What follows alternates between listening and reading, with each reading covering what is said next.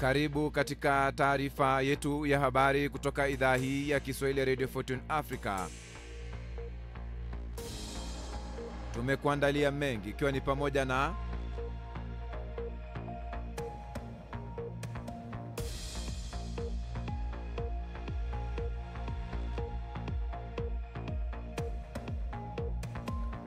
wanasayansi wapendekeza namna mpya ya kukabiliana na malaria.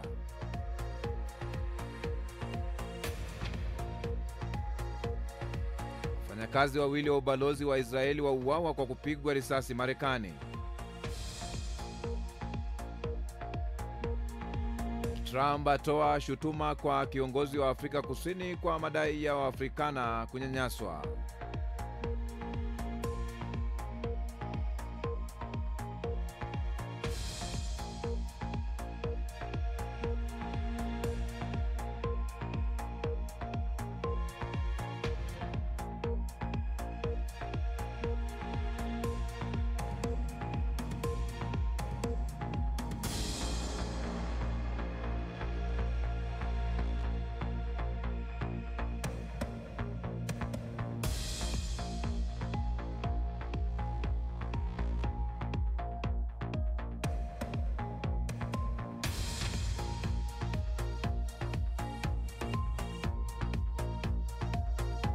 Manchester United imeachwa hoi katika finali za Europa League zilizochezwa hiyo jana katika uga wa St Mamés baada ya kufungwa goli moja komboa ufe na Tottenham Hotspur.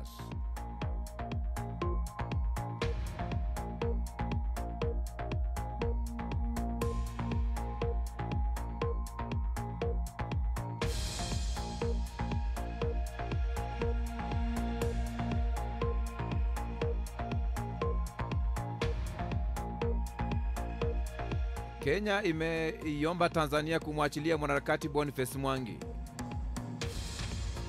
Rais akimshutumu kuhusu ajali mbaya wakati wa uzinduzi wa meli ya kivita Korea Kaskazini.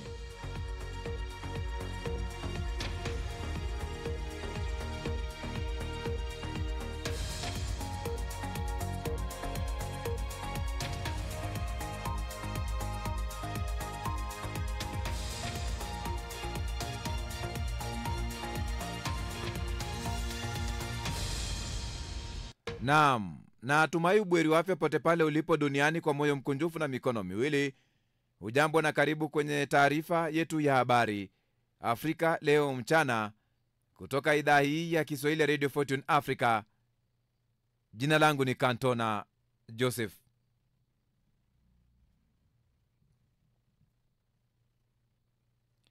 Wizara ya mambo ya nje ya Kenya imetolea wito mamlaka ya nchini Tanzania kumwachilia mwanaharakati Boniface Mwangi aliyekamatwa jijini Dar es Salaam siku ya Jumatatu.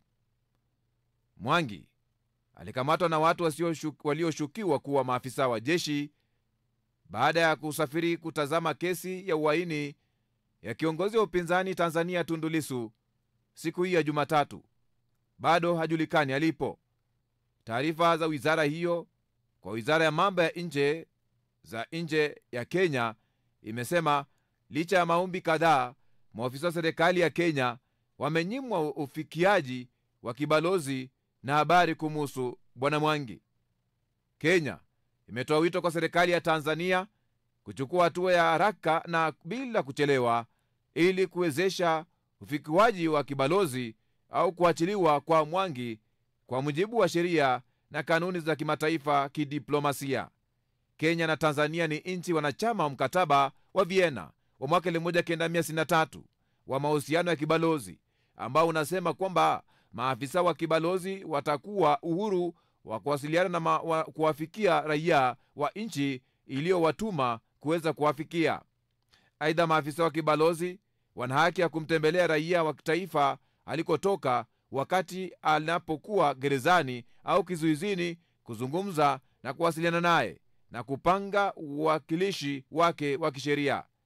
Mke wa mwanaharakati huyo wa Kenya, mwandishi wa habari Njeri Mwangi, Jumatano alisema alitembelea ubalozi wa Tanzania jiji kuu la Nairobi, ambapo maafisa walimwambia hawakuwa na habari kuhusu aliko mumewe. Kiongozi wa Korea Kaskazini Kim Jong-un amelaani ajali mbaya wakati wa uzinduzi wa meli mpya ya kivita siku ya Alhamisi na kuita kitendo cha uhalifu ambacho hakiwezi kuvumiliwa. Sehemu ya chini ya meli hiyo yenye uwezo wa kuangamiza tani 5,000 iliharibiwa na hivyo kusababisha meli kukosa usawa, vyombo vya habari vya serikali vimeripoti.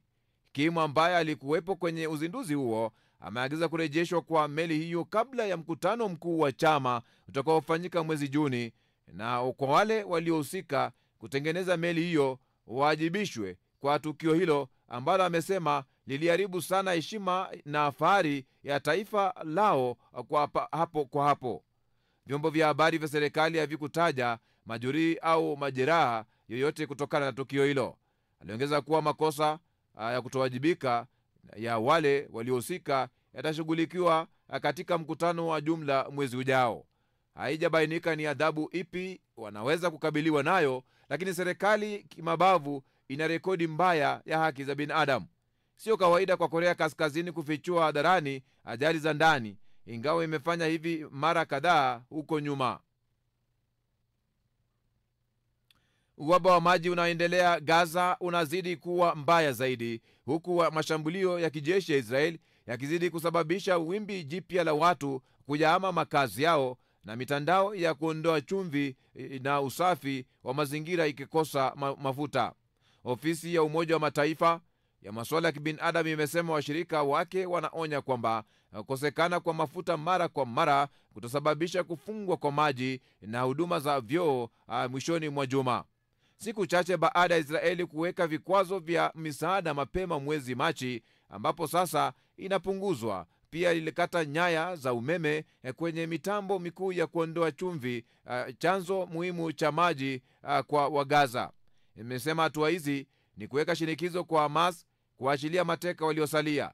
Ingawa Israeli imesema sasa itaruhusu kuingia kwa mahitaji ya msingi katika Gaza, hadi sasa hili halijajumuisha mafuta. Hata hivyo, baadhi ya maji ya kunywa yalipakiwa kwenye malori mengi ya Umoja wa Mataifa ambayo yameingia kwenye ukanda huo na vifaa bado havijasambazwa. Mahakama ya rufaa ya Ufaransa imeamua kwamba uchunguzi dhidi ya Agathe Kanzinga Habyarimana, mke wa rais wa zamani wa Rwanda, hautaendelea angalau kwa sasa. Agathe Habyarimana, miaka 82, ambaye amekuwa akiishi Ufaransa tangu mwaka 1998 na ambaye kurejeshwa kwake Rwanda kumeombwa mara kwa mara na Kigali, hakutakubaliwa na mahakama ya Ufaransa. Katika hatua hiyo, duru zimesema uamuzi huu unawafuatia hitimisho la jaji wa uchunguzi kwamba hakuna ushahidi wa kutosha kumfungulia mashtaka mjane wa rais wa zamani Juvenal Habyarimana mwenye umri wa miaka 82 kwa madai ya kuhusika katika mauaji ya kimbari dhidi ya Watusi yaliyoanza Aprili 7 mwaka 1994. Uamuzi wa mahakama hiyo unaruhusu rufaa iliyowasilishwa na ofisi ya mwendesha mashtaka wa kitaifa wa Ufaransa wa kupambana na ugaidi, ambayo ilikuwa imeomba uchunguzi uendelee kuwa wazi.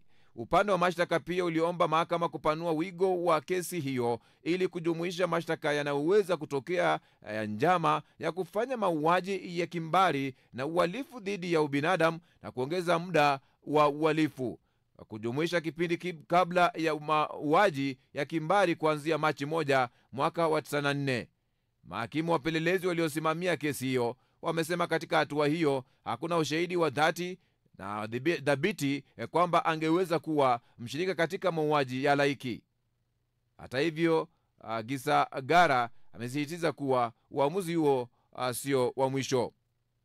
Uchunguzi umekuwa ukiendelea tangu mwaka 2007 wakati chama cha waathiriwa wa mauaji ya kimbari chenye makao yake nchini Ufaransa kilipowasilisha malalamiko ya kisheria dhidi ya Habyarimana, ambaye aliojiwa kuhusu tuhuma ambazo alikuwa sehemu ya Wahutu waliopanga na kupanga mauaji ya Watusi hasa wa kabila. Mke huyo wa Juvenal Habyarimana alikimbilia Rwanda kwa usaidizi wa Ufaransa siku chache tu baada ya ndege ya mumeo kudunguliwa Aprili mwaka 1964 na kusababisha mauaji ya halaiki, ambako walisababisha vifo vya watu zaidi ya 800 kuuawa katika moja ya ukatili mbaya zaidi karne ya 20. Mbu wanapaswa kupewa dawa za malaria ili kuondoa maambukizo yao ili wasiweze tena kueneza ugonjwa huo, wanasema watafiti wa Marekani. Vimelea vya malaria vinaoua karibu watu 600,000 kwa mwaka, wengi wao wakiwa watoto, huenezwa na mbu jike anapokunywa damu. Juhudi za sasa zinalenga kuua mbu kwa dawa badala ya kuwatibu malaria, lakini timu katika chuo kikuu cha Harvard imepata jozi la dawa ambazo zinaweza kuwaondoa kwa mafanikio wadudu wa malaria wanapofyonzwa kupitia miguu yao. Kuweka vyandarua kwenye dawa ni lengo la muda mrefu. Kulala ndani ya chandarua imekuwa mojawapo ya njia zenye ufanisi zaidi kuzuia malaria, kwani mbu wanaoeneza malaria huwinda usiku. Chanjo za kuwalinda watoto wanaoishi katika maeneo hatarishi ya malaria pia zinapendekezwa. Vyandarua vyote ni kizuizi cha kimwili na pia vinaviua wadudu vinaua mbu wanaotua juu yake, lakini mbu wamekuwa wakistahimili dawa za kuua wadudu katika nchi nyingi, hivyo kemikali hizo haziui tena wadudu wao kwa ufanisi kama ilivyokuwa awali. Athari za dawa hizo hudumu kwa mwaka mmoja kwenye vyandarua na hivyo kuifanya kuwa mbadala wa bei nafuu na wa kudumu kwa dawa ya kuua wadudu, watafiti wamesema. Mbinu hii imethibitishwa katika maabara. Hatua inayofuata tayari imepangwa nchini Uhabeshi ili kuona kama vyandarua vya kupambana na malaria vinafaa katika ulimwengu wa kweli. Itachukua takribani miaka 6 kabla ya utafiti kukamilika ili kujua iwapo mbinu hiyo itafanya kazi.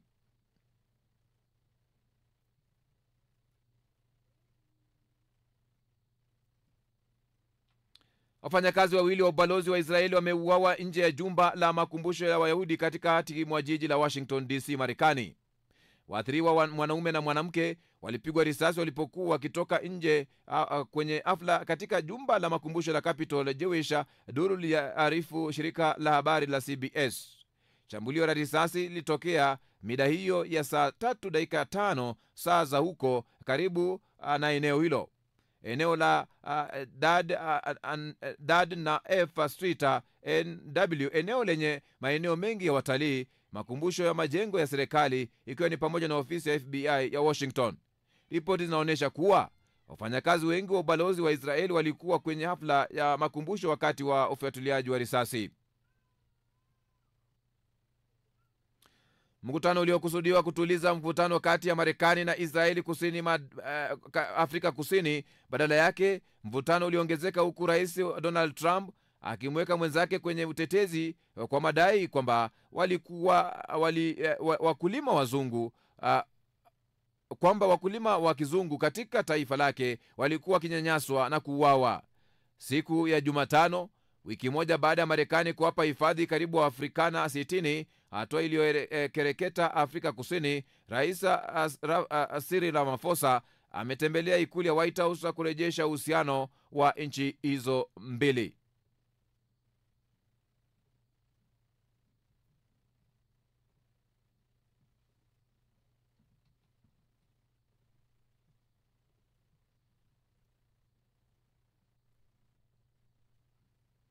Rais Trump amesema mazungumzo yaliyoongozwa na nchi yake yalisaidia pakubwa kumaliza mzozo kati ya Rwanda na DRC, ambapo Trump ametoa matamshi haya katika kikao cha mwenzake wa Afrika Kusini Cyril Ramaphosa katika ikulu ya White House, jiji la Washington. Washington inashinikiza kupatikana kwa amani kati ya pande zote mbili, ambapo kutakuwepo makubaliano ya madini yanayotarajiwa kuwaleta wawekezaji kutoka nchi za magharibi katika eneo la mashariki ya Kongo.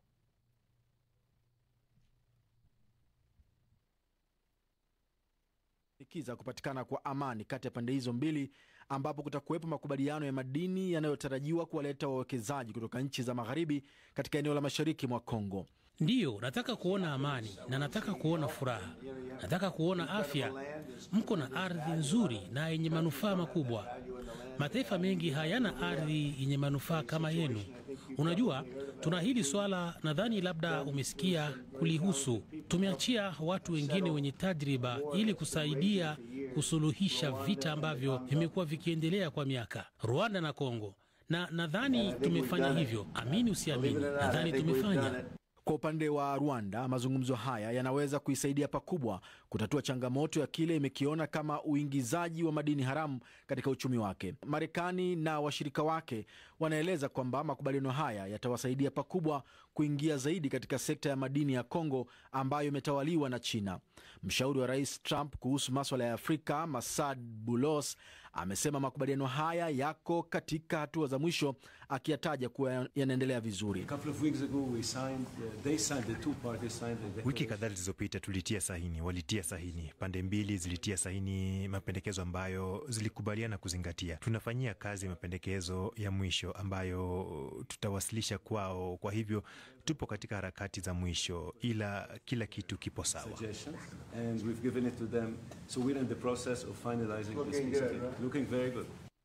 Kwa upande wake, rais wa Afrika Kusini Cyril Ramaphosa alikuwa na kauli hii. Lazima tushukuru kwa juhudi, kwa sababu bara la Afrika hasa SADC kwa miaka kadhaa tumekuwa tukijaribu kupata suluhu nchini DRC. Kwa hivyo kila juhudi zikiwemo za kutoka nje ni muhimu sana. Tunaviondoa vikosi vyetu kule ili amani ipatikane kwenye eneo lote.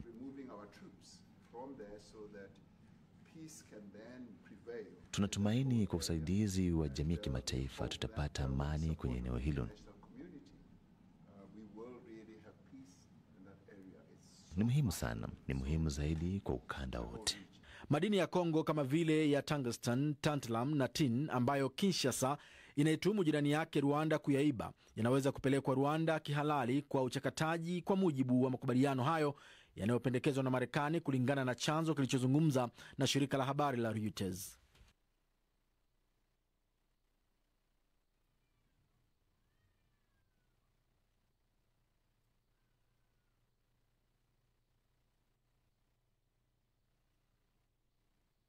Tume ya kitaifa ya maridhiano na utangamano nchini Kenya, NCIC, imesema inashirikiana na idara nyingine za usalama ili kuwajibisha aliyekuwa naibu rais Rigathi Gachagua kutokana na matamshi yake aliyoyatoa hivi karibuni kuhusu uwezekano wa kutokea machafuko baada ya uchaguzi mwaka wa 27 kama ilivyokuwa mwaka wa 2007. Akihojiwa hivi karibuni, Gachagua amesema ikiwa tume ya uchaguzi itajaribu kuiba uchaguzi, basi vurugu zinazoshuhudiwa mwaka wa 2007 zitakuwa mara ya pili zaidi katika uchaguzi wa 27. We extend the same warning to Tunatoa onyo lile lile kwa viongozi wengine wote waliowahi kufanya hivyo huko nyuma na wamekuwa wakitoa matamshi ya chuki na ubaguzi. Wakati huu tukielekea uchaguzi mkuu wa mwaka 2027, tumeanza kuwa na wasiwasi mkubwa wa dalili za mwanzo za uhamasishaji wa kisiasa kwa misingi ya kikabila. Hii inarudisha nyuma hatua za kidemokrasia zilizopigwa wakati wa maandalizi na baada ya uchaguzi wa mwaka wa 2022 uliokuwa umejikita katika masuala na si vinginevyo.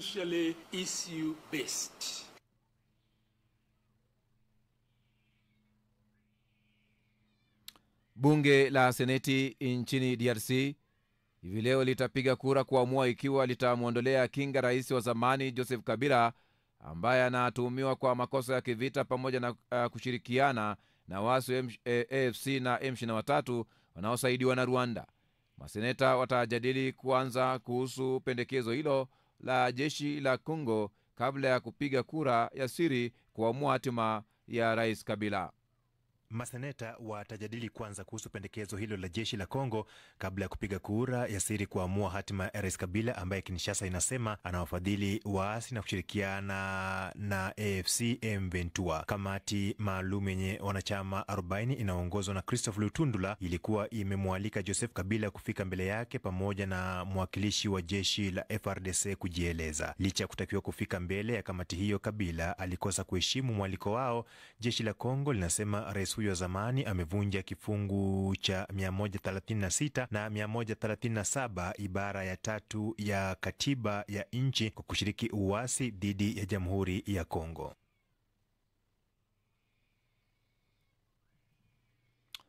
Ni kirejelea taarifa kuu ambapo licha ya kushtukizwa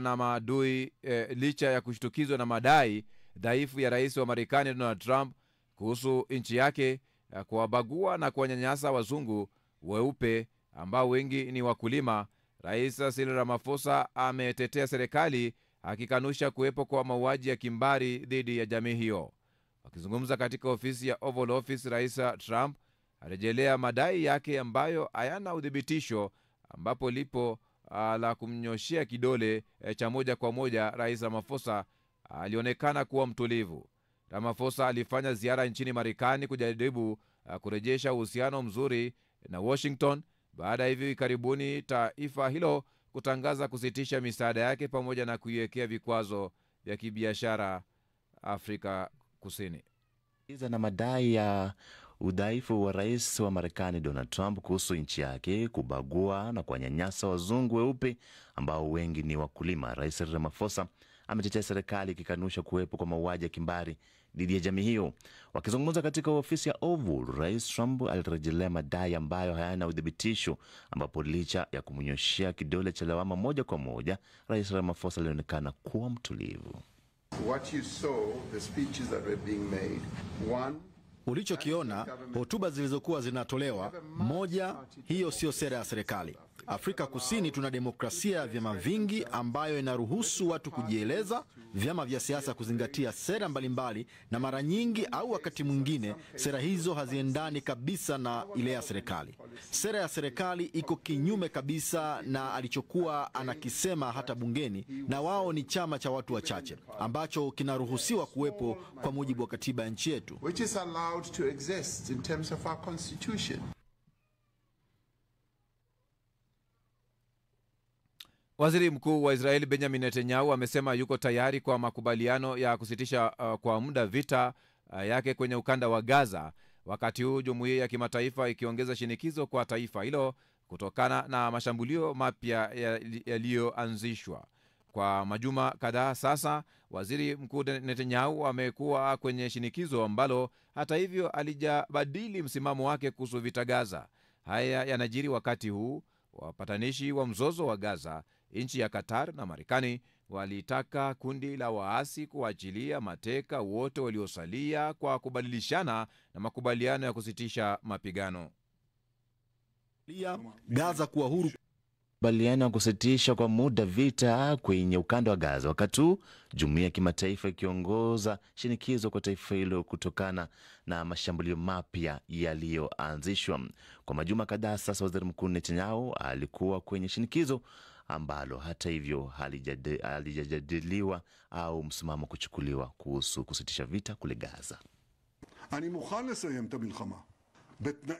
Niko tayari kumaliza vita, lakini kwa masharti ya wazi ambayo yatahakikisha usalama wa Israel. Mateka wote wanarudi nyumbani, Hamas inakabidhi silaha zake na kuondoka madarakani, uongozi wao unafukuzwa kutoka Gaza au kile kilichosalia, Gaza kuwa huru kwa silaha, na tunatekeleza mpango wa Trump. Mpango wa Trump ni mzuri na unaleta mabadiliko, na inamaanisha kitu rahisi sana, kwamba wakazi wa Gaza wanaotaka kuondoka wanaweza kuondoka. Kwa hivyo mtu yoyote anayetutaka kumaliza vita hivi kabla ya kufikia malengo haya, kwa hakika anatoa wito wa kuendelea kuwaweka Hamas madarakani. Benjamin Netanyahu, waziri mkuu wa Israeli. Iwapo basi unaungana nasi, ni taarifa ya habari kutoka idhaa hii ya Kiswahili ya Radio Fortune Africa. Ukweli na burudani.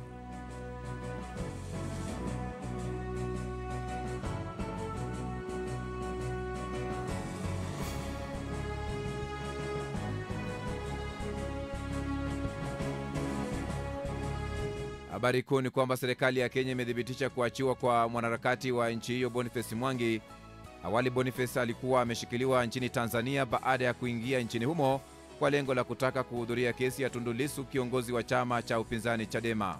Kwa mujibu wa ofisi ya mambo ya nje ya Kenya na vyombo vya habari vya Kenya, Boniface alisafirishwa kwa njia ya barabara na kupatikana katika mji wa Ukunda uliopo pwani ya Kenya, takribani kilomita 30 kutoka mji wa Mombasa.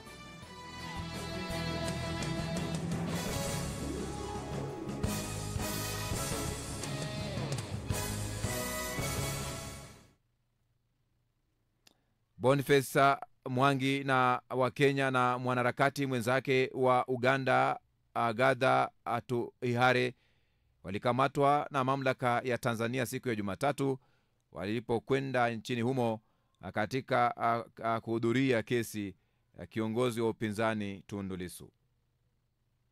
Mmoja nchini Kenya na kuwahi kushinda tuzo kadhaa kitaifa na kimataifa kutokana na uhodari wake. Aliacha kazi katika chombo cha habari kutokana na madhila ya msongo wa mawazo aliyopitia kwa kupiga picha za machafuko ya baada ya uchaguzi 2007-2008, ambapo yeye na jamii yake pia waliathirika kwa kutakiwa kuhama katika makazi yao. Wanaharakati wake ulianza na mradi wa picha mtaani, akiwa na maonyesho ya picha za mapigano baada ya uchaguzi kutoka jamii mbalimbali. Baada ya hapo akaamua hiyo ndiyo njia atakaofuata kuwa mwanaharakati wa kutetea haki za binadamu, mara nyingi akieleza madudu ya viongozi ambao alidai walikuwa mafisadi na kuendeleza uongozi alioutaja kuwa ni mbaya, huku akitoa wito wa kuwepo kwa amani. Mwaka 2017 alisajili chama chake cha kisiasa kilichojulikana kama Ukweli na akagombea ubunge mwaka huo bila mafanikio. Aliendeleza shughuli zake za wanaharakati mara kwa mara, huku akikamatwa na polisi, kufikishwa mahakamani, wakati mwingine akidaiwa kuhusika na uasi, na kulikuwa na madai pia ya kupindisha ushahidi mahakamani.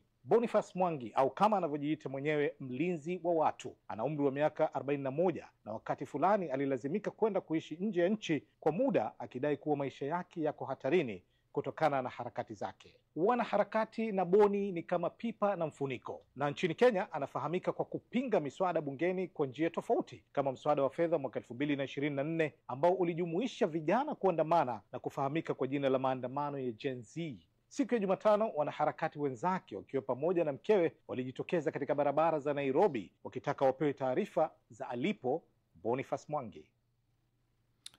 Ndio habari ambazo tunazipokea kwenye chumba chetu cha habari, kwamba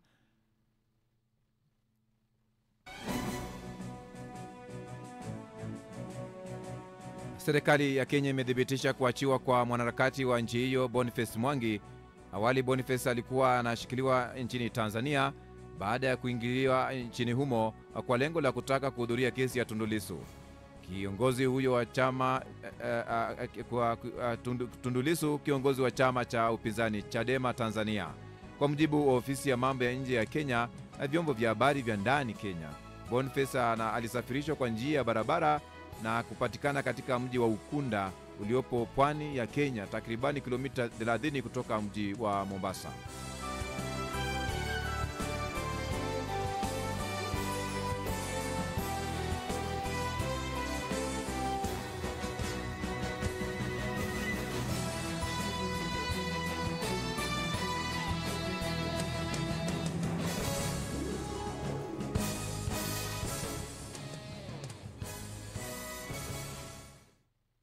Habari kuu ni kwamba aliyekuwa jaji mkuu wa Kenya David Maraga ameikosoa serikali kwa kutochukua hatua kufuatia kukamatwa kwa Boniface Mwangi jijini Dar es Salaam. Katibu mkuu wa wizara ya mambo ya nje ya Kenya amesema juhudi za kidiplomasia zimeendelea ili Boniface Mwangi kufikia kuachiliwa kwake na kupatikana kule Ukunda. Trump aonyesha nyaraka za DRC akidai kuwa ni ushahidi wa mauaji ya halaiki dhidi Trump aonyesha nyaraka za nyaraka akidai kuwa ni ushahidi wa mauaji ya halaiki dhidi ya wazungu nchini Afrika Kusini. Mahakama jijini Dakar, Senegal, imemtia hatiani waziri wa zamani wa madini wa Senegal Aissatou Sophie Ladima kwa tuhuma za rushwa na mashambulio ya anga Israeli ya waua wa Palestina 79 kote eneo la Gaza. Ni taarifa ya habari, ambapo wakati huu basi tunakuomba mpenzi msikilizaji, simama na kituo hiki kufikia malengo yake. Uratibu kwenye hatua ya kununua transmitter yenye uwezo wa kurusha matangazo yake mbali na kwa njia nzuri yatakayotanua wigo letu na kuwafikia mamilioni ya watu kwa njia ya FM. Unaweza wasilisha mchango wako kupitia paybill namba ni 625 account namba ni 012450 85217800 au till namba ni 456146 kupitia mitandao yote. Hii ni idhaa ya Kiswahili ya Radio Fortune Africa. Mambo yetu, safari yetu, maisha yetu na utamaduni wetu na imani yetu. Sikiliza idhaa hii kwa vipindi bora, matangazo yenye tija, vilevile ukweli na burudani.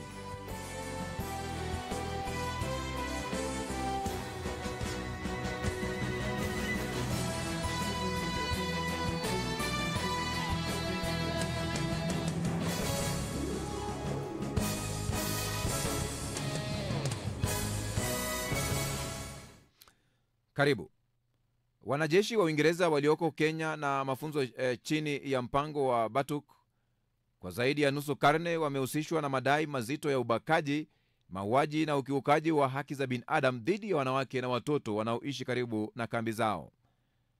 Ntilaren Supuko na wengine walisimulia jinsi walivyodhulumiwa na wanajeshi wa Uingereza katika eneo karibu na makazi yao. Aidha, kuna ongezeko la watoto machotara waliotelekezwa ambao inadaiwa ni watoto wa wanajeshi hao. Badala ya kuimarisha amani, wanajeshi hawa wamegeuka kuwa mwiba mchungu.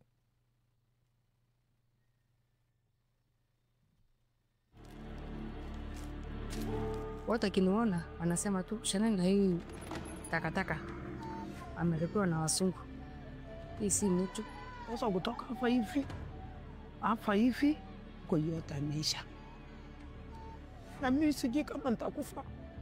Na nipireti njio ameharibu mimi. Naona hapo mali kwa moyo. Hivyo nitavulia hapo.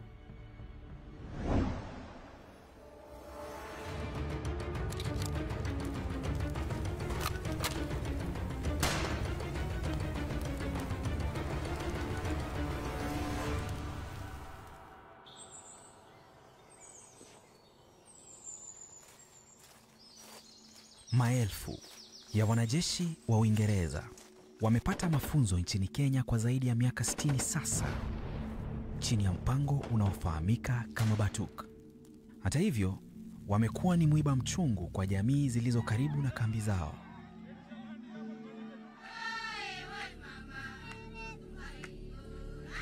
Wanajeshi hao wamekabiliwa na shutuma mbalimbali zikiwemo mauaji. We begin with the shocking news of a confession by a British soldier who was admitted to killing a Kenyan woman in Nanyuki town and dumping her body in a septic tank. Uharibifu wa mazingira na hata ubakaji. Ikiwa imeanzishwa Juni tarehe 3 mwaka 1964, Batuk inafanya kazi kupitia makubaliano kati ya serikali ya Kenya na ya Uingereza. Mpango huo hutoa nafasi kwa wanajeshi takriban 6,000 wa Uingereza kufanya mazoezi ya wiki 8 nchini Kenya kila mwaka. Batuk inaendesha kambi zake katika maeneo mawili muhimu ndani ya Kenya. Kambi iitwayo Kifaru ndani ya kambi kuu ya jeshi la Kenya jijini Nairobi, mji mkuu wa nchi hiyo, na kambi ya Nyati iliyogharimu pauni milioni 70 iliyoko katika kaunti ya Laikipia, takriban kilomita 200 kaskazini mwa Nairobi, kando ya mlima Kenya. Zaidi ya kesi 1000 za matukio ya ubakaji uliofanywa na wanajeshi hao zimesikilizwa na kuchunguzwa katika kipindi cha miaka 30 iliyopita. Ntilaren Supuko mwenye umri wa miaka 60 ni mmoja wa waathiriwa wa ubakaji kutoka kwa wanajeshi hao. Hiyo British ni 7 kanakujia. Ati tumetoka tu kuja kutoka nini? Kutafuta makuni hapo. Mimi kufanya anaanza kunishika. Mwingine mkono kanigonga na buti hivi ndio niamke hivi. Kanifanya hivi, kaanza kucheka ni wapi? Kwa shingo. Kanikujia moja moja. Watu 7 kaniref.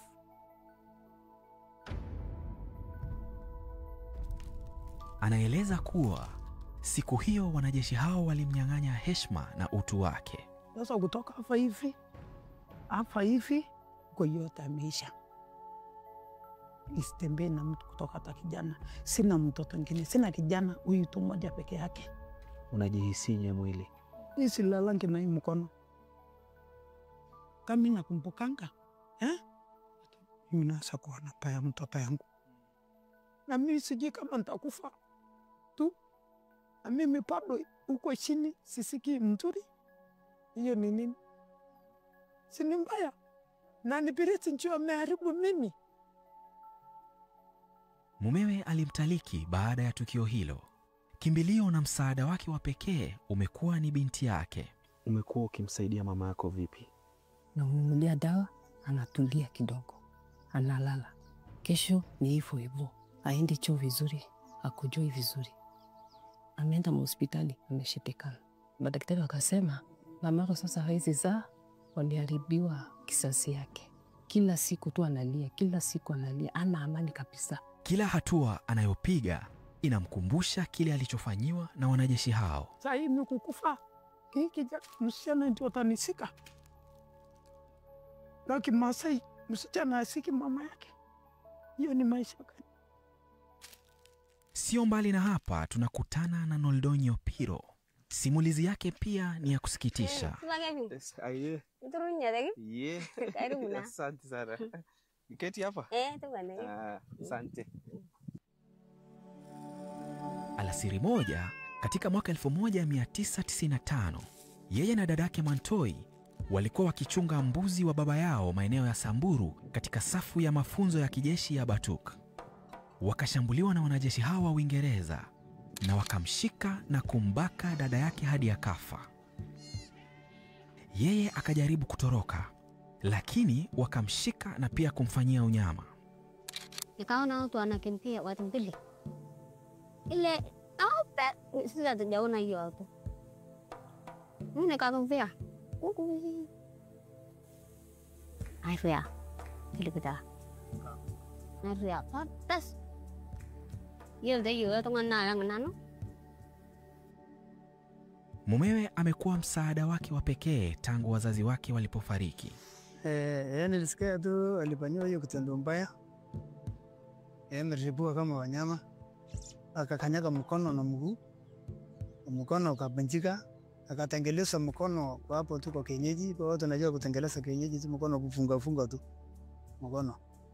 Sasa hiyo mkono hata sasa haifanye kazi. Na yeye ana nguvu hata. Usungu linguchika na nguvu tu mtu na anafanya vile anataka. Alafu na wacha ibaki hapo.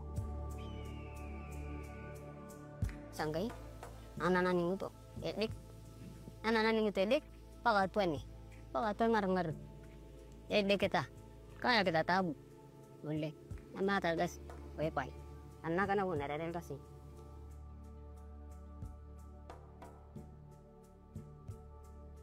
Dada yake nasikia alinyugwa. Hiyo akakufa. Naona hapo mali kwa mawe. Huko ni kaburi yake hapo. Na mke wako huwa anakuja hapa? Hawezi karibia hapo. Anaogopa kukuja hapa kwa sababu hawezi kukaribia mali kaburi ya dada yake. Mbona? Apata maosa nakumbuka dada yake anasikia ubaya. Ndani ya kuta hizi kuna machozi mengi ambayo dunia haijui lolote kuyahusu, na haki ya familia hii haijulikani itatoka wapi. It's very sad for us as a community. Since 2004, we have not seen any justice for the woman. We are still following up. We don't know what is happening between the Kenyan government and the British government to give justice to that family. Waathiriwa wengine wengi zaidi wa ubakaji hubaki kimya kwa aibu. Wale wanaojitokeza mara nyingi huambulia talaka na kufukuzwa kutoka kwa jamii zao. Watu akiniona wanasema tu Shanel na hii takataka amerepewa na wasungu. Hii si mtu, ni aibu kubwa sana kwa Wasamburu mama akipewa. Nasikia taka la mali chungu. Na sisi wakati hiyo hata kana tunajua hata hospitali ni wapi. Labda tu ukunya hii mamiti ya kienyeji basi unajikokota tu. Hata mkuje mfanye tuliende lakini mtufanyie hata na sisi kitu kama hii.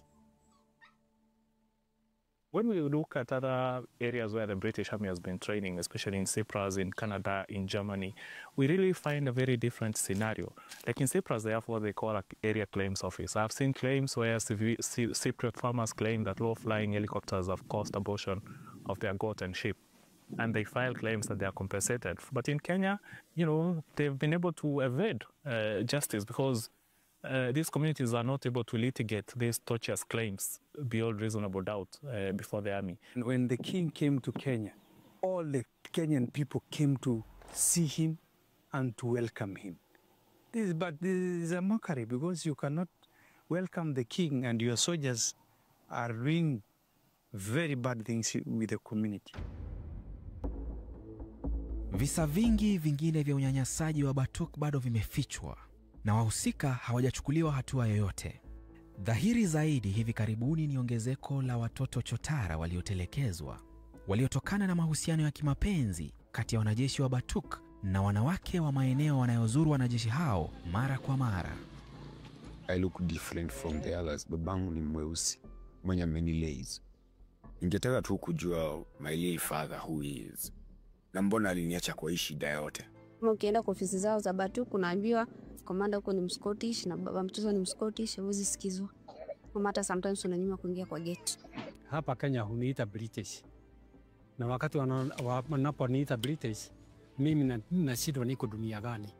Haya, UK naye hawanijui kwa sababu hawajui uraia wangu. Kwa upande mwingine, Kenya inaendelea kuwa uwanja wa michezo ya kuudhi kwa wanajeshi hao wa Uingereza.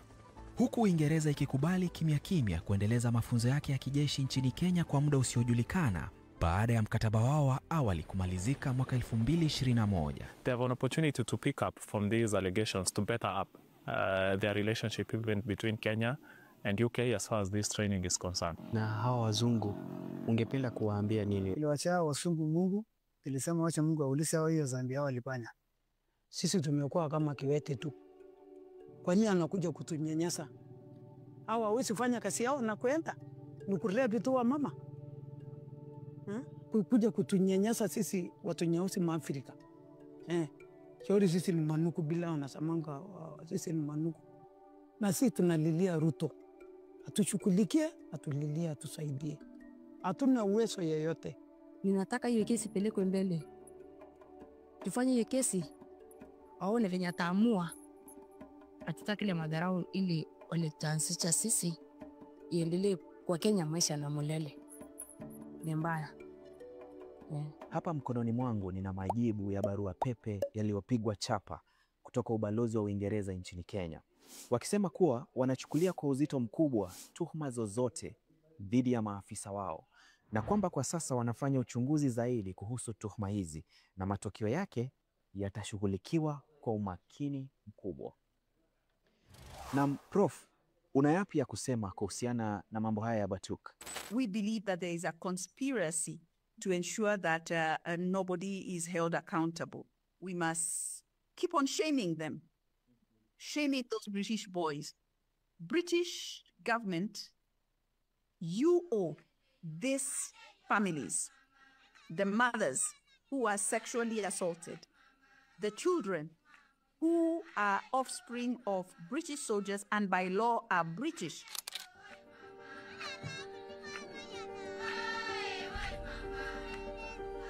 Milima ya maeneo ya Samburu na Nanyuki inaendelea kusitiri siri nyingi na maumivu mengi, huku matumaini ya waathiriwa hawa kupata haki yakizidi kufifia kadri siku zinavyopita.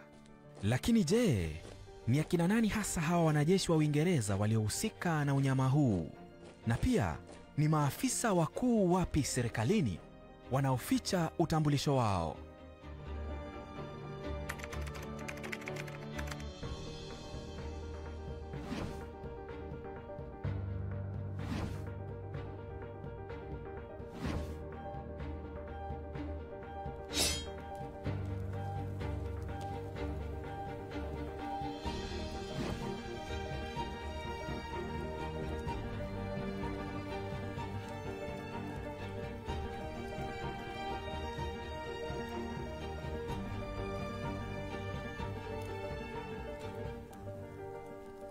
Kevin Phillips Momanyi.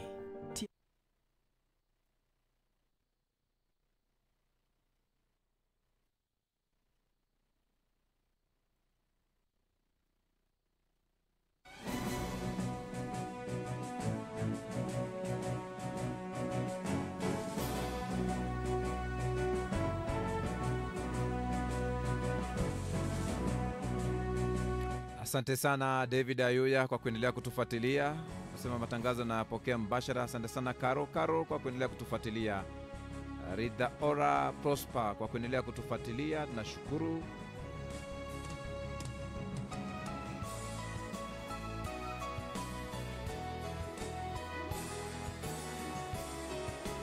Asante sana Audas Marine anasema wakili kilima hewa pale Big Bite Mwanza Tanzania. Tuko pamoja mwanzo hadi mwisho RFA. Nawatakia mchana mwema. Jacqueline Kibona wa Mpanda Tanzania pale anasema nawapata vilivyo.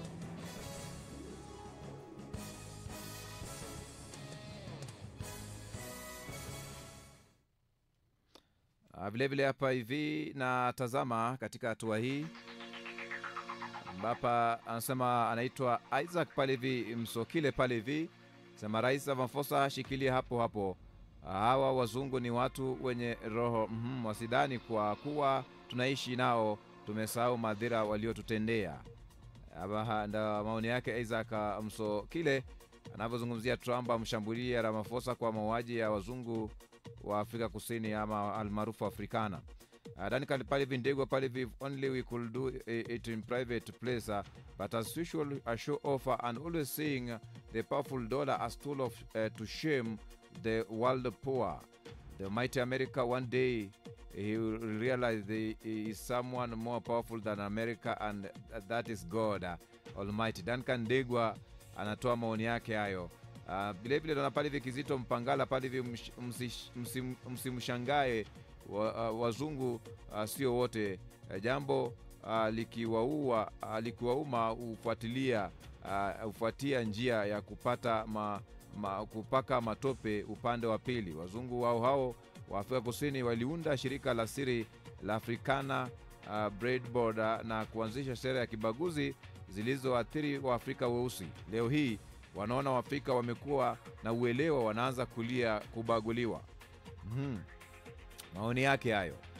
Amiri Palivich Mwenje anasema pale hivi, yani mzungu wako na roho ya thamani kuliko Mwafrika. Hapa wa Palestina sio Trump. Ana maoni yake hayo. Anasema Michael pale Msalali pale hiyo ni kazi ya Elon Musk. Anaasili na weusi baada ya kuhama Afrika Kusini na kwenda Amerika ama USA.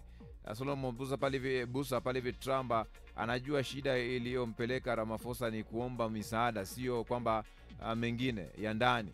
Hao wazungu wana uwezaje kumiliki ardhi kubwa hali wao ni wa kuja tu? Hizo ni dharau za serikali ya Afrika. Wanapaswa wanyang'anywe ardhi irudi mikononi mwa serikali kwa ajili ya wananchi. Solomon Busa anatoa maoni yake. Kabwi pale hivyo Bigaman pale hivyo anasema hii yote ni kupendekeza kwa kutaka misaada. Kwa nini Afrika ijitambui? Maoni yake hayo. Juma Nasiba Almas pale hivyo anasema wazungu waligubika Afrikana propaganda na kuifunika kwenye shuka jeusi kwa maslahi yao zaidi. Hivi sasa Waafrika wameanza kuona mwanga na wameanza kuzitambua haki na nafasi zao, ingawa kuna kundi bado linaamini kwenye sikuelewi pale zamani. Japo asante kwa kuweza kuandika ujumbe wako. Vile mwisho pale hivi Ngwikwi pale hivi Ramaphosa mwamba wa kusini mwa Afrika alipangua hoja zote na kaburu mpaka akabaki kulalamika kiupole. Lakini wazungu wamenyang'anya ardhi yao kinyonge, alafu kwamba habari ya pati anamwambia atuliza mzuka, maana kaburu alidhani atamfanya kama Seleski. Ramaphosa mwamba wa kusini mwa Afrika alipangua hoja zote za kaburu mpaka akabaki kulalamika kiupole. Mrisho Ngwikwi hapo bwana amefanya hata mimi bwana nimetabasamu hapa studioni kwa maongeo yake hayo. Anaweza kuwa mwandishi mzuri sana wa script. Robert Lamek pale dunia inakoelekea tunaweza tukarudi kwenye zama za ubaguzi wa rangi naona. Maoni yake ya Robert Lamek pale hivi. Mambuliji pale vijinane anasema yani Trump wa ajabu anajifanya kukemea sasa hivi sasa lakini apartheid policy iliyodumu tangu mwaka wa 1948 hadi 1994 hawakusema lolote. Asante Ramaphosa, ongeza tena, ongeza volume, inua volume. Bwana anasema nani huyu, nani Mrombo pale hivyo. Kwa hiyo isingekuwa ni wazungu, kusingekuwa na mbambamba, but imekuwa ni hao nguruwe wake wanatuchukulia ardhi zetu, ndio wanawaka ndivyo. Tangu lini mzungu amiliki ardhi ya Afrika wakati kwao ni Ulaya? Mrombo pale hivyo, maoni yake hayo anayoyatoa katika misingi hiyo. Msikilizaji, ni taarifa ya habari. Iwapo basi unaungana nasi, ni taarifa ya habari Afrika leo mchana, ambapo iwapo basi unaungana nasi, habari kuu ambayo ipo kwenye meza yetu hapa kwenye dawati ni kuwa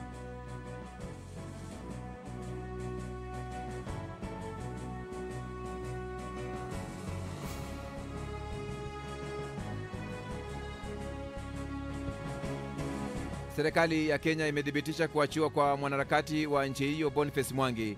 Awali Boniface alikuwa anashikiliwa nchini Tanzania baada ya kuingia nchini humo kwa lengo la kutaka kuhudhuria kesi ya Tundu Lissu, kiongozi wa chama cha upinzani Chadema. Kwa mjibu wa ofisi ya mambo ya nje ya Kenya na vyombo vya habari vya ndani Kenya, Boniface alisafirishwa kwa njia ya barabara na kupatikana katika mji wa Ukunda uliopo pwani ya Kenya, takribani kilomita 30 kutoka mji mkuu Mombasa.